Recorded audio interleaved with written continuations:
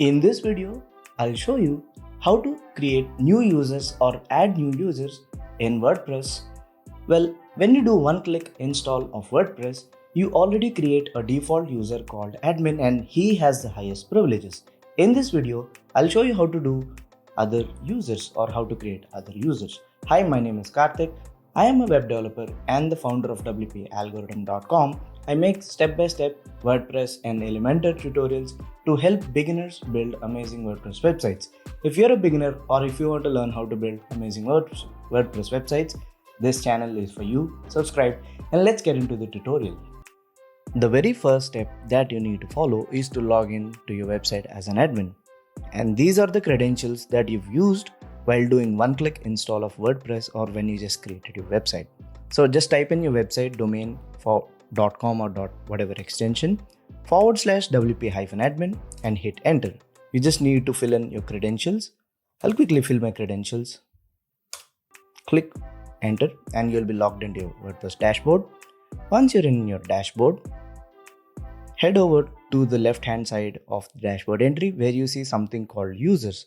You can click here and you can click on add new either here or here. It's the same thing. I'll just click add new here, and username, you can pick a username. I'll say author1 or editor1. Email contact.designschool@gmail.com, and the first name, you can give the first name of the user that you're creating and the last name. And website, it's not mandatory. You can also click on generate password. So you can manually enter the password of the user that you're trying to create. And I'll just keep it simple. And by default, it's a weak password and I'm prompted to use a strong one. So let's use a strong one. And I'll just click confirm use of weak password. But you generate a strong password and use it, right? Have like multiple capital letters and stuff like that. I'm just going to use password $123 # for this demo. And the username is editor1. I can also send him an email. And this role is really important. You can pick from different roles. He can be a subscriber, contributor, author, editor, and administrator. Administrator has the highest privileges. He can basically do anything with your website. He can remove other users. He can regenerate passwords. He can delete their posts. He can delete their pages. He can basically do anything on your website.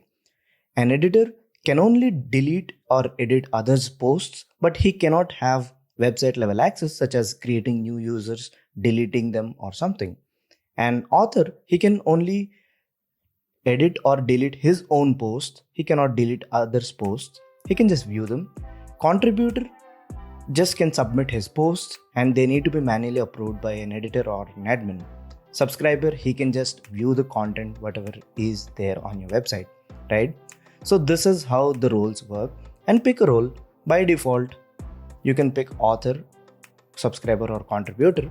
And you should not create more than one admin, especially if you don't believe the other person who's actually going to be an admin of your site. So you can pick contributor, author or editor.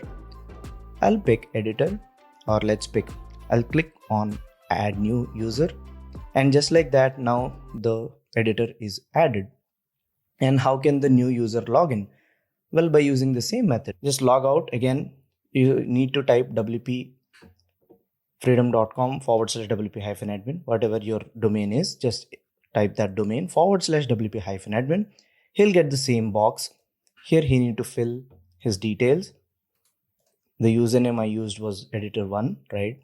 And the password was password $123 #. And when I log in, just like that, now I see some changes. Since I've logged in with editor, you can see all the access types. You can see that as an editor, I do not have access to the settings because settings only an admin can do it. I also do not have access to users field because only, like I said, admin can create new users, delete existing users and all that stuff.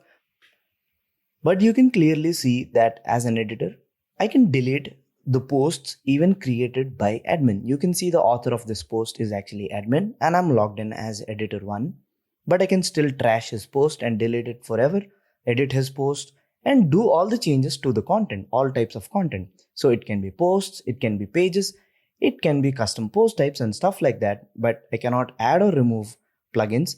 I cannot add or remove or change themes. I cannot tweak the settings of the website. And all those privileges are there with the admin. But with editor, these are the things that I can do. And also, if you have Elementor page builder, you can clearly see that I do not have access to Elementor settings as well as an editor. So editor is just like a newspaper editor, and he's used to editing others' posts or pre-approve them or quality check others' articles before they're published on your website. So that way you have a quality website. So now I'll log out and I'll log in as an admin. And now I get back all the credentials, right? And you can click on all users. As an admin, you can view all the users. You can create different types of users, right? You can create subscriber, contributor, author, editor. I've shown you how to do it with the editor role. You can create other test users on your site and see which kind of access they have to different parts of your website. That way you'll learn better.